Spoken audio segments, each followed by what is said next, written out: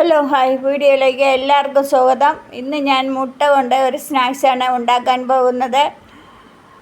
അതിന് വേണ്ടിയിട്ട് 3 മുട്ട എടുത്ത് വെച്ചിട്ടുണ്ട്. ഇനി നമുക്ക് അതിനൊരു ഗ്രേവി ഉണ്ടാക്കാം. അതിന് വേണ്ടിയിട്ട് ഒരു സവോള എടുത്തിട്ടുണ്ട്, ഒരു 2-3 വലിയ അല്ലി വെളുത്തുള്ളി എടുത്തിട്ടുണ്ട്, ഒരു കഷ്ണം ഇഞ്ചി എടുത്തിട്ടുണ്ട്, 2 പച്ചമുളക് എടുത്തിട്ടുണ്ട്. ഇനി നമുക്ക് ഒരു ചീനച്ചട്ടി അടുപ്പത്തോട്ട് വെച്ചിട്ട് അതിലോട്ട് കുറച്ച് വെളുത്തുള്ളി ഇട്ട് കൊടുക്കുക ആദ്യം. അത് കഴിഞ്ഞിട്ട് ഇഞ്ചി ഇട്ട് കൊടുക്കുക. അത് കഴിഞ്ഞിട്ട് പച്ചമുളക് ഇട്ട് കൊടുക്കുക. അതിന് ശേഷം നമുക്ക് സവോളയും കൂടെ ഇട്ട് കൊടുക്കുക.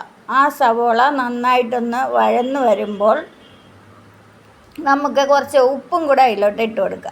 അതിന് ശേഷം 2 ഉരുളൻകിഴങ്ങ് ഞാൻ പുഴുങ്ങി വെച്ചിട്ടുണ്ട്. ഇനി നമുക്ക് സവോളയിലിട്ട് 1/2 സ്പൂൺ മഞ്ഞൾപ്പൊടി, 1/2 സ്പൂൺ മുളക് പൊടി, 1/2 സ്പൂൺ ഗരം മസാലപ്പൊടി,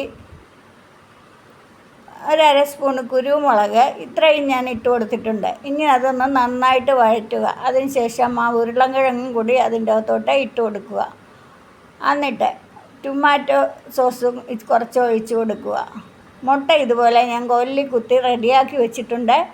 ഇനി നമുക്ക് ആ മുട്ടയൊന്ന് കയ്യിൽ എണ്ണ പുരട്ടിയിട്ട് ആ ഗ്രേവി എടുത്ത് ഒന്ന് പരത്തിയിട്ട് ഈ മുട്ട അതിലൊന്ന് പൊതിഞ്ഞെടുക്കാം.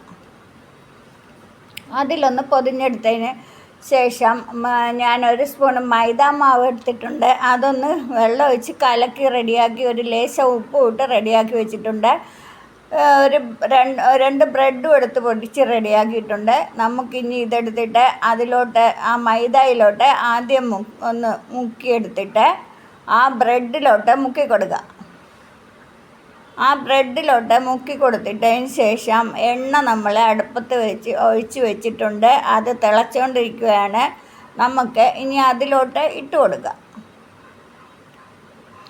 അതിന് ശേഷം അടുത്തതും അതുപോലെ തന്നെ റെഡിയാക്കി എടുക്കാം. നമുക്ക് ഇതൊന്ന് തിരിച്ച് മറിച്ച് ഇങ്ങനെ തിരിച്ച് കൊടുക്കണം. ഒരു സ്ഥലം വെന്ത് കഴിയുമ്പോൾ ഒരു സ്ഥലം, അങ്ങനെ തിരിച്ചിട്ട് നമ്മൾ റെഡിയാക്കി എടുത്തിട്ടുണ്ട്.